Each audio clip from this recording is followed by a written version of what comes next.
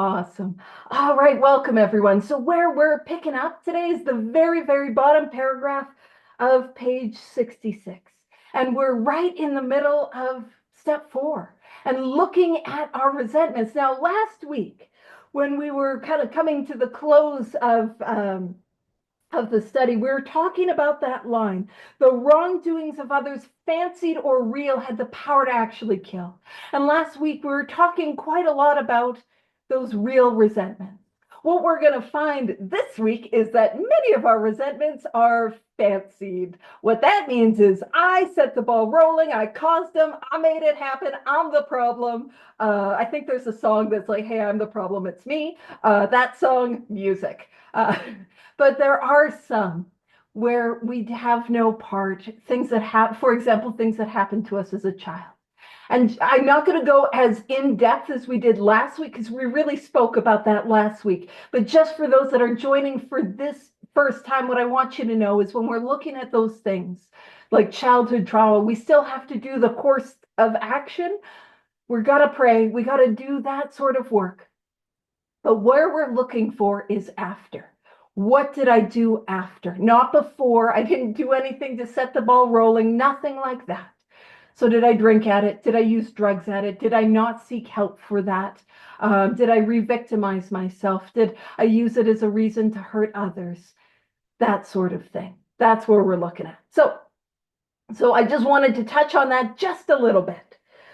So we are at the very, very bottom of page 66. And this is the turning point. And like, I know it's like the turning point is the leap of faith, but man, this is where things begin to really change. This is where, when you're working with sponsees, they start to get that light on in their eyes. It begins to happen right here. So it says, this was our course. Because we need to be free of these resentments. And we can't just wish them away any more than we could wish away alcohol. Like, I need to be free of this. So how do I get free? This was our course. We realized that the people who wronged us were perhaps spiritually sick. So perhaps they are spiritually sick. We're going to approach them in that way. It says, though we did not like their symptoms, and their symptoms are column 2, resentments, column 2 is what they did. Those are their symptoms, those big jerks, column 2. And the way these disturbed us and how their symptoms disturbed me, that's column 3. That's my effects, like, oh, you've hurt me and this is how, right? It says, they, like ourselves, were sick too. They, like ourselves, were sick too. Now we're going to come back to that line. They, like ourselves, were sick too. Now, this is something that I picked up as we all went on Zoom a couple years ago, 5 years ago. This is something I picked up. I picked up from people in Ontario, and Ontarianians, I love you guys. Even if the hockey's not going well, I love you the most. I know. Rob handles it like a champ. He's just the best. You can tell he's a spiritually well guy. But I picked it up from Ontario, and it's just something that is so incredibly helpful. So we're going to come back to that line. They, like ourselves, were sick too. And then it says, we asked. And anytime in this book we see the words we asked or to ask or ask, that is a prayer. So this is what is often known as the resentment prayer or the sick man prayer, or sometimes I call it the page 67 prayer.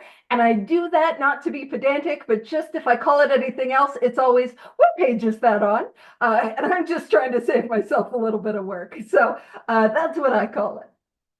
So we asked, and I'm going to read it through. We asked God to help us show them the same tolerance, pity, and patience that we would cheerfully grant a sick friend. Now, what's an interesting thing is we often talk about, all right, well, I got a resentment, I got to pray for them. But let's have a look at this part of the prayer. We're actually not praying for them. I'm asking that God will help me to show this person tolerance, pity, and patience. Now, I'll also point out that pity and patience had a different connotation in the 1930s. The pity was a far more empathy rather than how we could be like, don't pity me, don't look down on me. Help me to show them the same tolerance and empathy and kindness, like that sort of view. So I'm not praying for them. I'm praying so that I can show them these things that I don't want to show them. And it says that we would cheerfully grant a sick friend. It says, when a person offended, we said to ourselves, this is a sick man. Now, this is a revolutionary part of the prayer. If you've never really done any work with this prayer, or maybe if you've done a lot of work with this prayer, I just want to point out how revolutionary this is. This is somebody I can't stand. This is somebody, I know in the South they call it eating my lunch. This is somebody who's been eating my lunch. I love those sorts of expressions. I think it's fun. But this is somebody who's, man, I got one nerve and they're on it. You know what I'm saying? And in this prayer, this is a sick man. How can I be helpful to him? What a radical idea. God, show me how I can be helpful to this jerk. Yes. That's what we're praying. That's what's happening. It's a complete 180, and I need God's power to help me get there because I'm not getting there on my own, believe me. And then it says, God save me from being angry. Thy will be done. It is God that does it for me. God removes the resentment. God removes the anger. And it is God's will that's got to be done. Because what's typically the problem? Me. Spoilers, I don't know that before I get here, but me, and I'm sitting in the God chair trying to play God and manage the world, and that's why I'm having these resentments. And here's how I say the prayer. I say, God, help me to show so-and-so, whoever the person is. God, help me to show so-and-so. Didn't mean to make my own tongue twister is what I did there. Is that so-and-so going to sell seashells by the seashore? I think not. Goodness gracious. I just didn't want to pick anyone's name of anyone that's here because I would never. And then if I picked a random name, they'd be here and I'd be like, oh man, my bad, guys. So I didn't want to pick somebody. But God help me to show so-and-so the same pity, patience, and tolerance that I would cheerfully grant a sick friend. So-and-so is a sick person. How can I be helpful to them? God save me from being angry. Thy will, not mine, be done. And what we're going to do is before we write on our fourth column, we're going to say that prayer. So I've got columns 1, columns 2, and columns 3 all done. And I'm going to say that prayer and then write on column 4. And then when that is done, I go to the next person or the next institution or the next principal and say that prayer and go to column 4. Now, one of the things that I strongly recommend is when we are doing our resentments, we work one column at a time. So we get all of column 1 done, then all of column 2, then all of column 3. But when all of column 3 is done, one of the things that I suggest, and it might be helpful if it's a hard thing, seeing where we've been wrong. Yeah, I call it the 3.5 prayer. It's column 3.5. I gotta pray. But if we're working with a sponsee that's a little defensive. Now I know none of you knows what that's like and has never been that defensive, never met that guy in my life. But it can be really helpful to start at the back of the book. Because often at the back of the notebook, now there'll be one big heavy near the back, but almost always it's the jerks at the meetings who are sharing too long, me. It's going to be, things like nebulous concepts. It's going to be, things like that, the meeting that is doing it wrong, those sorts of things. So it's a lot of that at the back. So the easy ones. And if I work back to front, it gives me the opportunity to practice seeing where my mistakes have been, seeing where I've been at fault and building momentum. But it also gives me the opportunity for something else. And that something else is the 67 prayer is powerful and it works. But in my experience, we typically have a couple resentments that require what I like to call spiritual elbow grease. And we were talking about this after the meeting last week.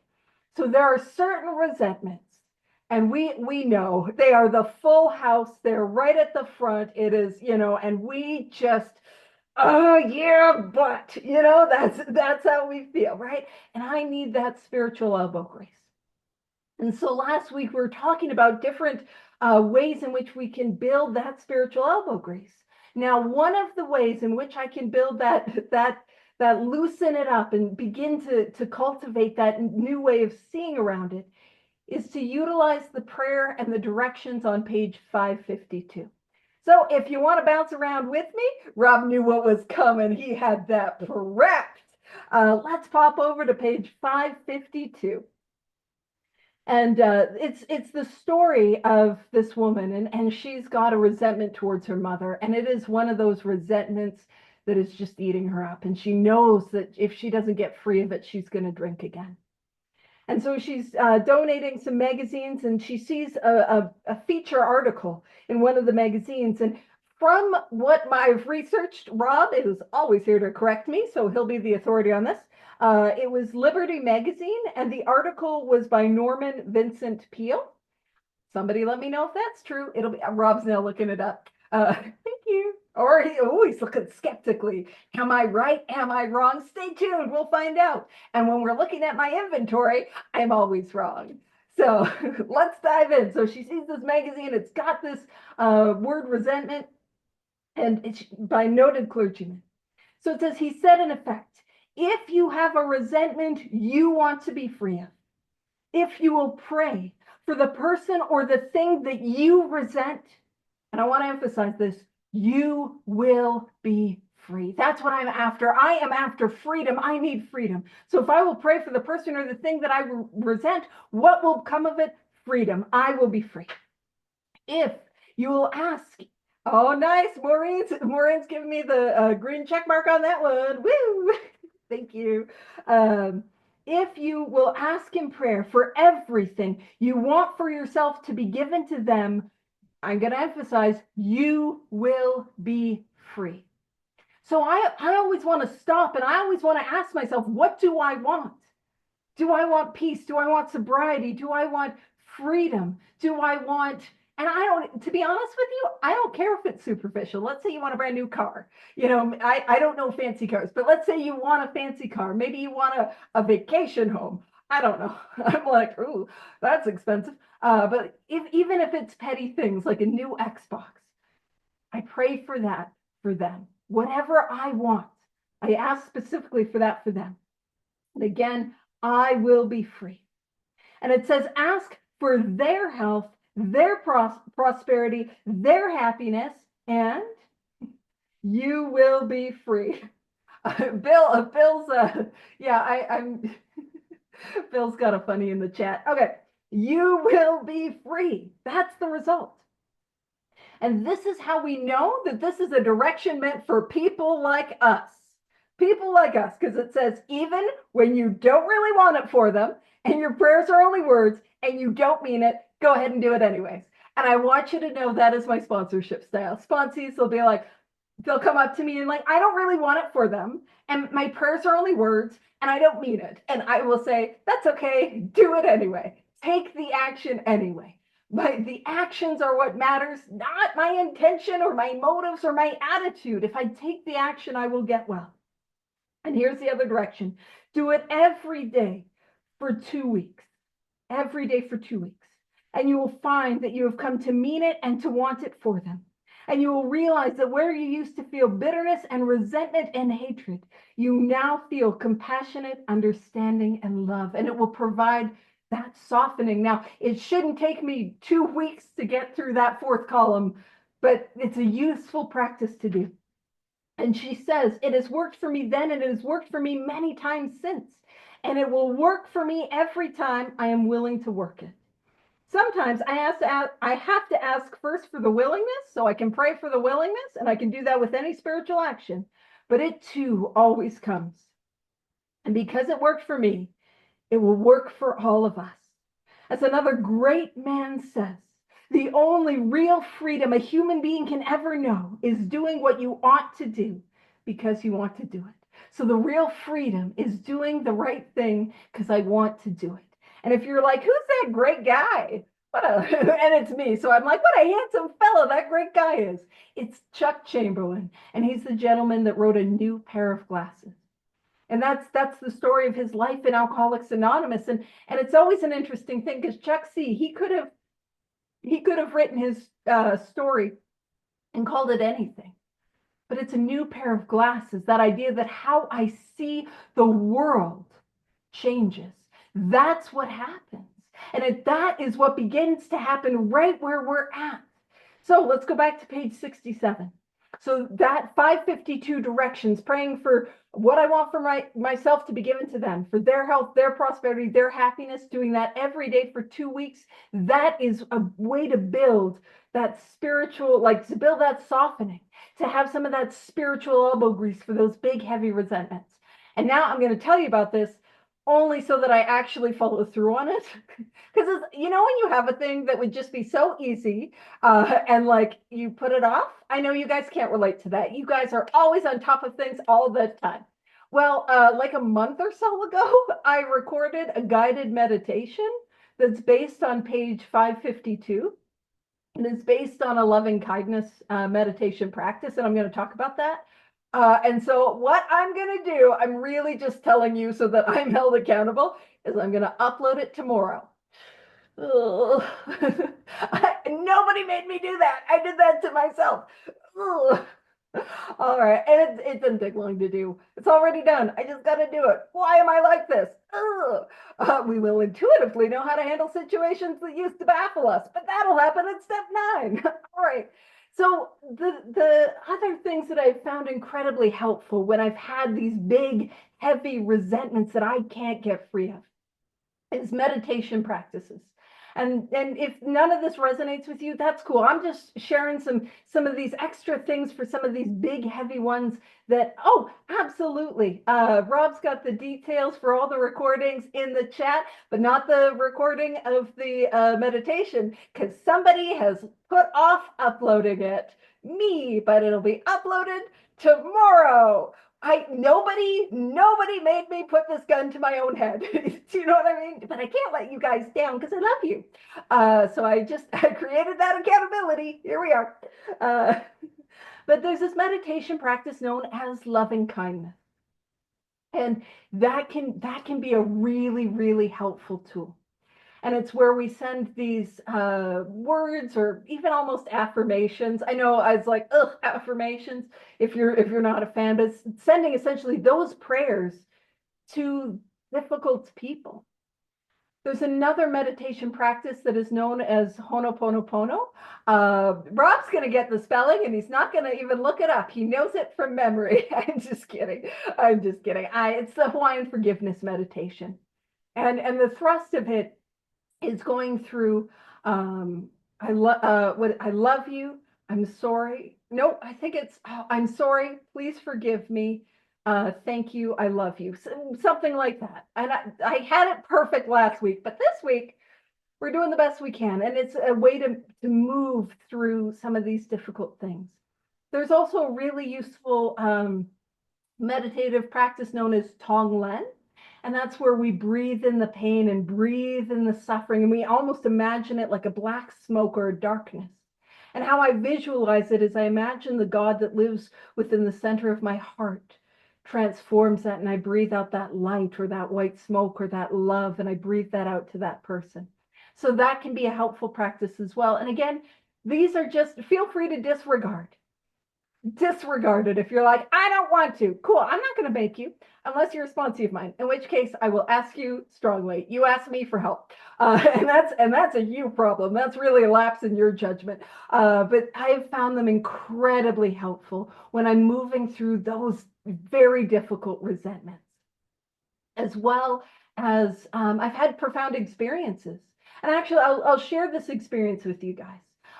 It was the 10-year, we were coming up on the 10-year anniversary of me getting sick. And that would have been maybe 4 years ago. And I could feel that self-pity and I could feel that self-centeredness like coming on me. Like I could feel it. When you're spiritually well, and then you can kind of feel the spiritual unwellness like nipping at your heels, like, oh no, I don't want to go back there. And so what I did was I dove into some inventory. And I was doing, oh man, I was diving into that inventory. And and one of the things is it was just me, and I was like having some fun, and because I have fun with inventory. You guys don't have to, but I do. And what I was doing was I did the one day I did a loving kindness meditation for every single person on my resentments. So you don't have to do that like in one sitting. And then the next day I did a Ho'oponopono for everyone on my resentments in one sitting. Again, you don't have to do this. It was just something that I did. And I had done like a whole lot of writing, and I was listening to the spiritual book. And the thrust of what was in my inventory was my judgment. It was judgment all over the place. I was Judgy McJudgerson. And I was sitting and I was outside in the backyard, and I was just listening to this audiobook. And in it was this quote, and it was this line that says, "You cannot say you love God if you do not love his children." And there was something about that moment where it struck me, and I could feel the judgment fall for me. And this was judgment that had consumed me my entire life. That's how I operated in the world. And I felt it fall. And it's not returned in the same way since. And so those are just some things that we can use to soften. If you want to soften, I've had incredible experiences.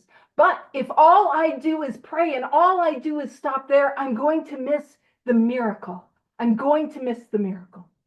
So we say this prayer, we experience that softening, we let this power work in our heart, and then we get to that fourth column. So it says, page 67. I didn't get, there's a question in the chat. How did you get it to go? I didn't get it to go. I did those meditation practices as I was working on my inventory. 2 days of like solid writing for a couple hours at a time, and doing very, very long meditations, because I would do a loving kindness for each person for 2 minutes. That was on my resentments straight. And then I did that, a Ho'oponopono for each person for 2 minutes, like straight. It was, I do these things that I'm like, what a fun little activity. And it's like intense. I'm like, yeah, I'm all in, baby. And literally I was taking a little break, and I was listening to an audiobook. And that line, you cannot say you love God if you do not love his children. I didn't do it. It fell for me. The judgment fell for me. And that's why I'm so big on, like, when we get to 6 and 7, man, I don't overcome my defects of character. I seek God relentlessly, and those defects of character fall. That's been my experience. And I am not a perfect person. I am deeply flawed and frequently wrong, as my sponsor might say. Oh, that's lovely of you. My computer was like, your disk space is almost full. I better optimize my storage, and I better do that spiritually, because my spiritual disk space, if I got holding on to those resentments, that didn't work either. All right, focus page. All right. And so, yeah, I didn't do it. I just took surrendered actions, and the result was freedom. So it says, we avoid retaliation or argument. We wouldn't treat sick people that way. And that's why I refer to this as a softening. I'm seeing these people as hurting and pain, suffering. You know, one of the things that we can do is I can meditate on that human being as a child, and them acting in the way that they're acting, but as a scared, sad, angry child, and imagine how might I feel about them then. You know, again, to that soften, to see them as a sick person. So we wouldn't treat sick people that way. If we do, we destroy our chance of being helpful. We cannot be helpful to all people, but at least God will show us how to take a kindly, tolerant view of each and every one. It is God that's going to do it. God's going to, higher power, creator, spirit of the universe. I can't fix everyone. I can't save everyone, but God will show me how to see them in a new way. And here's the direction. Referring to our list again, putting out of our minds the wrongs others had done, doesn't matter what they did, we're now looking for us. We resolutely looked for our own mistakes. It goes on to say, And that's what we're doing. We're looking, where was I at fault? Where was I wrong? Where were my mistakes? And it says, where had we been? Not had we been. Where had we been? Selfish, dishonest, self-seeking, and frightened. So with all of these, I'm going to assume yes and have a look where. Where was I? And man, when I do that, this thing begins to open up. It's as though a situation had not been entirely our fault. So again, the book is meeting us with grace and meeting us with wait a minute, it wasn't entirely my fault. Yes, though it wasn't entirely your fault. What we do, it says we tried to disregard the other person involved entirely. Where were we to blame? That's what we're looking for. The inventory was ours, not the other man's. Have a look at mine. Spent a whole lot of time taking yours. Didn't get me anywhere. And it says, when we saw our faults, we listed them. We placed them before us in black and white. And I will say, I am a black pen sort of person. Oh, I love a black pen, but you can stay sober if you're a blue pen person. Heck, you can even stay sober if you're a pink pen person. I don't know about yellow though. That's a little hard to read. And I've had some sponsees that wrote in pencil. I don't recommend it because it'll like smudge but you can stay sober. I promise you can stay sober. So it says we admitted our wrongs honestly, and we're willing to set these matters straight. So I'll show you what it looks like, how I set up the inventory and what it looks like for those that maybe haven't seen how I set it up. So we got our columns 1, 2, and 3, and at the very bottom, you see all that space down there? That is our column 4. And so what we want to do is we're going to go again to the very back of the book. We're going to go to the very back. And we're going to work our way to the front. And what we're going to do, what I've found to be really helpful at the top of page 67 is to start with that prompt. They, like ourselves, were sick too. And what I want to do is I want to ask myself, have I done these things? Now, I'm just going to give you a little hint. The answer is yes. The answer is always yes. But what I want to do is I want to widen or narrow the scope. So let's say I'm resentful that somebody stole from me. Well, I can ask myself, have I stolen from others? And let's say maybe I wasn't. Maybe I didn't have those sticky fingers. Did I steal from others peace of mind? Did I steal from them a good night's sleep because they were worried about me? But if I did steal from others, I can ask myself, hey, did I steal from that person? Did I steal from them first? And when we're working with people who are feeling like really defensive or really guarded, what I have found is this is a really helpful place to start. To see that, like, man, I'm holding these people to a standard that I have not lived up to. So have I done these things? And I picked that up when we all got on Zoom and from homies out in Ontario. And I found it so helpful to be like, hey man, I've done these things too, to see they like ourselves were sick too. So I like to start there. And then when we look in our book, and we would have made a note on page 62, right where it said, the paragraph that says selfishness, self-centeredness, that we think is the root of our trouble. It says, driven by 100 forms of fear, self-delusion, self-seeking, and self-pity, we step on the toes of our fellows and they retaliate. Sometimes they hurt us, seemingly without provocation, but we invariably, which means always, find that at some time in the past we have made decisions based on self, which later put us in a position to be hurt. And when we're at page 62 in step 3, we made a note that we were going to come back to this to column 4 of resentments. And so what I want to see is I want to see, where did I make a decision based on self that put me in a position to have this resentment in the first place? Where did I make a selfish, self-centered, self-seeking decision that set this thing off? For example, now I know you wonderful law-abiding people here at this meeting would never break a law. But here's the thing, I've had the judge on my resentments list. And you know what I did? Decisions based on self, which put me in a position to be hurt by the judge? The crime. I did the crime. Now, again, if you're like, ooh, what scandalous crime was it? Let me tell you, I'm a hard cookie. I'm a tough nut. I have to confess, a convicted loiterer. I was panhandling, and the security and the cops were like, no. And then me and the people I was panhandling with, we kept coming back there, and I got a ticket for panhandling. So, oh, don't mess with me. Ooh, I'm scary. But that's an example of where did I make a decision based on self, which later put me in a position to be hurt. But one of the best ways to help flush out what this prompt looks like is to go to page 65. So let's do that. Let's pop back to page 65 and let's go to the example. Now, if you remember, we were like, hey, we're coming back here. We're not gonna read through. We'll come back to it. So we were usually as definite as this example.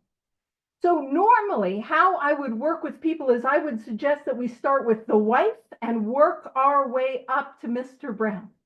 But for simplicity's sake, I'm going to do it Mr. Brown, Miss Jones, the employer, the wife. And we're going to go through and we're going to pray for these guys. And we're going to see if we can find where we might have made decisions based on self, which later put us in a position to be hurt. Because this is the perfect example. It doesn't give us a fourth column. So we gotta have some fun and come up with our own fourth column. And it's fine if you're like, I don't find this fun. I do. Thanks for coming though. Hang out. I find it fun. All right. So I'm resentful at Mr. Brown, the cause, his attention to my wife. And that's going to affect his sex relations, his self-esteem, in brackets, fear. He told my wife of my mistress. Sex relations, self-esteem, in brackets, fear. Brown may get my job at the office. Security, self-esteem, in brackets, fear. And I got to speak at a roundup out in Medicine Hat, and I think it was the second time I spoke out there. It was. They had little mugs that they were selling, and I got this mug that says Mr. Brown needs to get his ass kicked. And then I gave it to my mother, who is not an alcoholic and has no idea who Mr. Brown is. But I just thought that was me being thoughtful. She agreed. She was fine with that. She was fine with that. So what do? Well, we start with the prayer. God, help me to show Mr. Brown the same pity, patience, and tolerance that I would cheerfully grant a sick friend. Mr. Brown is a sick person. How can I be helpful to him? God save me from being angry. Thy will, not mine, be done. Okay, I know this might be tricky, but is there any way where we can see where we might have put ourselves in a position to be hurt with Mr. Brown? Again, we're resentful because of his attention to my wife, told my wife of my mistress, and he might get my job at the office. And I know for people like us, it can be puzzling, but I'm just going to throw it out there. If I don't have a mistress, he's got nothing to tell my wife. And is it possible, just by chance, that it could maybe be possibly a selfish, self-centered decision to have a mistress? Gonna throw that out there. Now, so that's where I made a decision based on self, based on that. Now, here's the thing. I don't have one mistress, I have two. I'm a good alcoholic, I'm a good crackhead. I don't have one mistress, I have two. And you might be like, wait, what do you mean? It doesn't say mistresses. You see, I have the mistress that is the affair that I'm having, but I also have the mistress that is alcohol. I also have the mistress that is drugs. I also have the mistress that is the addiction that brings you to this all-inclusive study. And what I am not doing is I'm definitely not sharing with my wife any love or care or attention or affection. All of my time and energy is going into both those mistresses, and I can tell you the person mistress is not the priority. And so if I were to be giving my partner, my spouse, love and care and attention and affection, Mr. Brown would have no wiggle room to weasel his way in. So by doing that, having those two mistresses, is it possible that I put myself in a position to be hurt? Now, when it says Brown may get my job at the office? Well, let's have a look at this. So we're going to see as we go down to my employer, we're going to see what sort of employee that we are. But not great, not great. Again, what sort of employee? Selfish, self-centered, self-seeking. Man, I'm showing up sometimes. And then some of those times that I am showing up, some of those are even sober. And some of those times where I am sober, some of them are even not hungover. You know, I'm not being a good employee. Like I'm not doing the thing that I was paid to do. And if I was showing up in that way, I wouldn't be in that position. So that is what decisions based on self, which later put us in a position to be hurt. That's what that kind of looks like. But let's keep going. Miss Jones. Ugh, Miss Jones. She's a nut, an absolute nut. Doesn't say absolute, I'm just emphasizing it. Can you believe this? She snubbed me. She snubbed me. She snubbed me. She committed her husband for drinking. He's my friend, and she's a gossip. Ugh. And that affects my personal relationships, self-esteem, and in brackets, fear. So what do I want to do? Well, I got to say the prayer. God, help me to show Miss Jones the same pity, patience, and tolerance that I would cheerfully grant a sick friend. Miss Jones is a sick person. How can I be helpful to her? God, save me from being angry. Thy will, not mine, be done. Well, let's start with this. She's a gossip. Let's start there. I wonder what salacious thing going on in my life might she by chance have to gossip about? The mistress. The mistress, yeah. If I don't have a mistress, you know, a lot of times when we're afraid of gossip, I'm going to throw it out there. It's because I'm doing things for people to gossip about. I'll let you know, people aren't gossiping about me that much. You know why? Because I'm not that interesting. But also, I'll talk about this in a little bit, but it's on my brain now. And with my absolute lack of focus, I'm going to talk about it now, apparently. Also, I will be afraid of gossip if I am gossiping. You see, the more that I gossip, the more I am around people who gossip. And the more that I feel that gossip is abundant and it's everywhere, and how I treat other people, I imagine that is how they are treating me. So if I'm afraid of gossip, one of the things that I better stop doing is gossiping. And I promise it works. So probably gossiping about the mistress. But when it says she's a nut, she snubbed me, she committed her husband for drinking, he's my friend. I just want to paint a picture for what this would look like. This is her husband, Mr. Jones, my homie, my boy. We go way back, Mr. Jones and I. Well, Mr. Jones has alcoholism. And his alcoholism is probably ravaging its way through his home. It's terribly affecting his wife. It's terribly affecting their children. And she can see, like, it's so bad that he has to be committed. We're talking asylums in the 1930s. He's not at a day spa. He is having to be locked away due to the severity of his alcoholism. And what is happening is I visualize it like this. I'm showing up at his house and I'm getting drunk with him at all hours. I'm breaking the furniture. You know, we're drinking and smoking in the garage. And I have no consideration for the absolute destruction that is happening in Mr. Jones's life. And I don't, what's my focus? My focus is not my friend has this illness and he is dying from this thing. No, I want to drink with my buddy.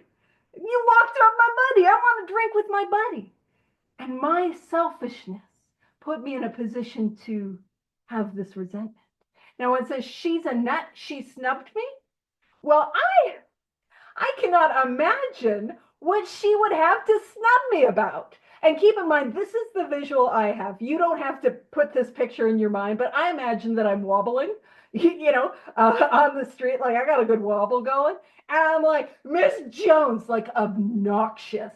Miss Jones, what up? And keep in mind, I'm the tornado in her life, and let's be honest, am I a good influence? If you're married to somebody, would you want your spouse hanging out with somebody who's actively having an affair? Or you feel that maybe that person isn't a great influence? And I am so self-centered that I'm like, she snubbed me. And I'm imagining like Miss Jones, like just obnoxious, and she's doing the I don't know you sort of thing, uh, left on red, before you can be left on red. And but that's the thing. And when it talks about she snubbed me, oh, am I not radiating sensitiveness? Now, sensitive doesn't mean that I'm crying at dog food commercials. Sensitive is when I take things that aren't really about me and I make it all about me. How dare she snub me, right? All right, so we get an idea of decisions based on self, which kicked us in the butt with Mrs. Jones. And it says, my employer. Now, oh, goodness gracious, my employer, what could they have been doing? Unreasonable, unjust, overbearing, threatens to fire me for padding my expense account. And if you're not sure what padding my expense account means, because I'm not somebody who is ever functional enough in my life to have an expense account, that means stealing. Threatens to fire me for stealing from work, which is unreasonable and unjust. And so that affects my self-esteem, my fear, and in brackets, security. And so I say the prayer. God, help me to show my employer the same pity, patience, tolerance that I would cheerfully grant a sick friend. My employer is a sick person. How can I be helpful to them? God, save me from being angry. Thy will, not mine, be done. And then I have a look at where I might have made a decision based on self, which put me in a position to be hurt. Well, I'm going to throw it out there. He threatens to fire me for stealing, which means that I am stealing, but also I am stealing and have been repeatedly warned not to steal, and I continue to steal from work. I know, unreasonable and unjust and just so overbearing. Get off my back, employer. And then this unreasonable, unjust, overbearing, let me tell you what that unjust, overbearing looks like. Wants me to show up every single day that I am scheduled to work on time. I know, already rude. On time, dressed for work, ready for work, and perfectly sober. Oh, just unjust. Just so overbearing. And then while I'm at work, do you know what my employer is expecting me to do? The work that I have agreed to do. Just, the worst. Not cool, rude, so we can see how just by chance I might have made some decisions based on self, which put me in a position to be hurt with that one. All right, the wife. All right, my wife. Oh, she misunderstands and nags. Oh, what a nag. Likes Brown. Oh, somebody should kick his butt. Wants house put in her name. Oh, how dare she. That affects my pride, personal sex relations, security, and in brackets, fear. So we say the prayer, God, help me to show my wife the same pity, patience, and tolerance that I would cheerfully grant a sick friend. How can I be helpful to her?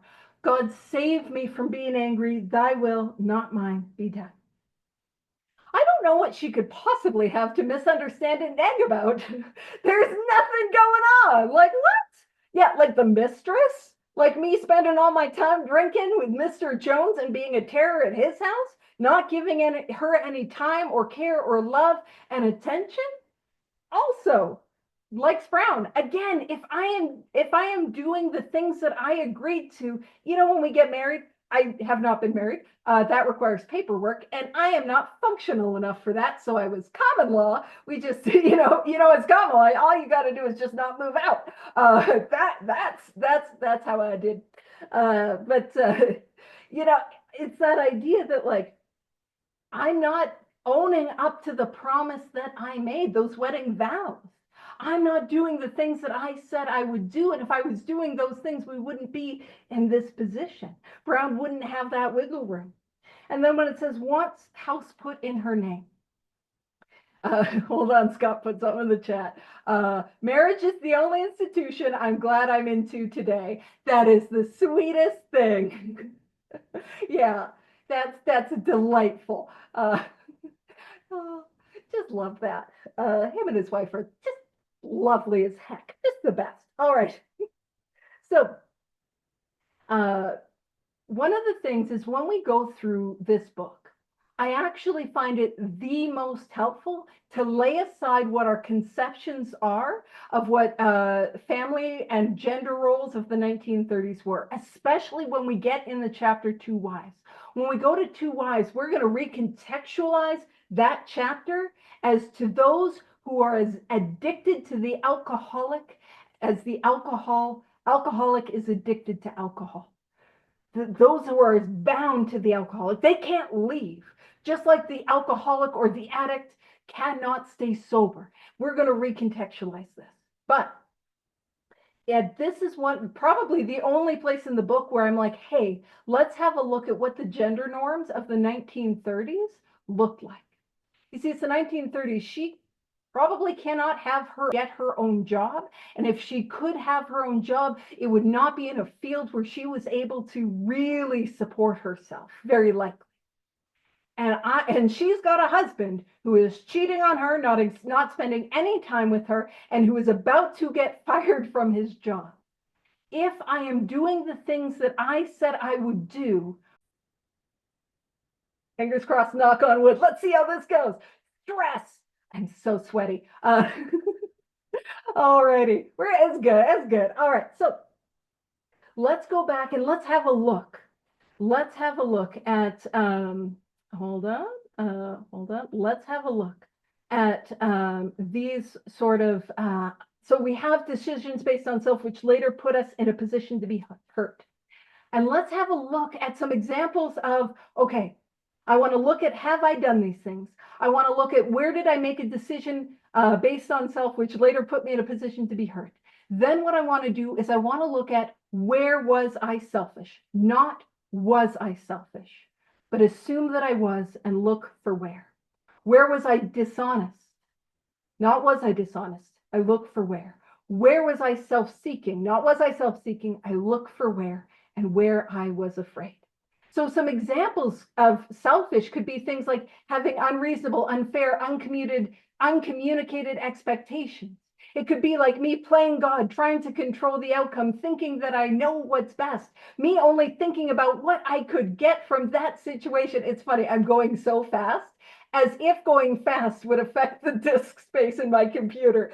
That's not what the problem is. The problem is the space, not how quickly I talk. We can also look at, showing up with better than ego, expecting others, like that playing God. We can look at like controlling. We can look at if we're somebody that is quite reactive, or maybe we have these outbursts of anger. Those can all be examples of selfishness, especially when we don't get our way. A wonderful example of selfishness is needing to have a way. The wonderful speaker, Sandy Beach, he spoke about if you want the way, if you want a path to experience that, like avoid that disappointment of never getting your way, the trick is don't have a way. And it's like rude, right? And so those are some examples of selfishness. Then we can look at dishonesty. And that could be things like where I'm full on just lying to you. It can be things like stealing from you. It can be things like trying to manipulate you to get what I want. But we can also talk about showing up with dishonest motives. We can also look at things like saying yes when I know that I need to say no. We can talk about not setting boundaries, which is just to be honest and communicate my limitations. We can also look at not respecting the boundaries of others and trying to force and get our own way, which is dishonest, and it also ties into a little bit of selfishness. It can be things like not having that direct, honest, loving communication. For somebody like me, there can be a lot of conflict avoidance. And like, I also have walls and masks. Like I pretend to be somebody that I'm not just so that you'll like me. I have ego and image maintenance. I'm trying to maintain my, who I think you need me to be just so that you'll like me. And then when we look at, and then another example of dishonesty can be gossip, but that gossip can also fall into self-seeking. That gossip, that judgment, that criticism of others. And you might be like, wait a minute, how is that self-seeking? Well, in my experience, what happens is I show up to life with this pervasive sense that who I am is not enough. I show up to life with this sense that like I am not enough. And what I do is I act on these things like judgment or criticism, or I gossip about others to give myself this boost of better than ego. And it works for a moment. And then I end up feeling worse. And that's the pattern these things go. And I have this thing where I create a hierarchy. I put people up on pedestals and I think I've got to compete. I also seek from others a sense of worth and value, a sense of approval, a sense of affection, a sense of security, that codependency, that seeking from others that which I need to seek from God. And one of the things I can also look at is, the things that I turn to instead of God. I know none of you guys can relate to this, but that idea of like, those seeking, like I stopped drinking, I stopped using drugs, but we spend too much, we maybe eat a little too much, we numb with relationships, numb with sex, those things that we use to numb our feelings, those can also be self-seeking. One that I have is the self-seeking need to be right. I know you guys can't relate to that. You guys are always humble. But I have this need to be right. But the reason it's self-seeking is I can't be right by myself. I need to be right with an audience. I need that uniform, unilateral, yes, Paige is correct for me to even be okay. You know what I'm saying? All right. And then we look at fears. Now, some of the examples of the fears that we can have is, a lot of them tie into fear of rejection, abandonment, intimacy, fear of not fitting in, a fear of being in a relationship, fear of not being in a relationship, things like that. Fear of failure, fear of success. And we're looking at the fears that are driving us. We're looking at the fears that are putting us in this fear of conflict, fear of confrontation, fear of communication. These fears that are putting us in a position to have this resentment. And when we get that all down on paper, and again, we don't need to do it in black and white, but when we put it all down on paper, we see where we have caused harm. And we can see where from here we can go and make amends. And I'm big on being very thorough in my fourth column, and I make sure I hit all of these points. And the reason I'm thorough is not just because I'm pedantic, but the reason I'm thorough is because if I'm thorough, and this is a situation I owe an amends, I can take not all of it, but I can take almost all of my fourth column and put it into the amends process. And also, if I have a look at, have I done these things? And I'm like, yes, and I did it to that person. Well, that then lets me know of some people that I can make an amends to. And it just helps with that process. So it says we admitted our wrongs honestly and we're willing to set the matter straight. Now we have that list of fears, and what we're going to look at next week is what do we do with them and how do we take it through fears. So I want to thank you all for joining and bearing with us with the technical difficulties. I'll stop the recording for the second time and we can wrap it all up with the Serenity Prayer.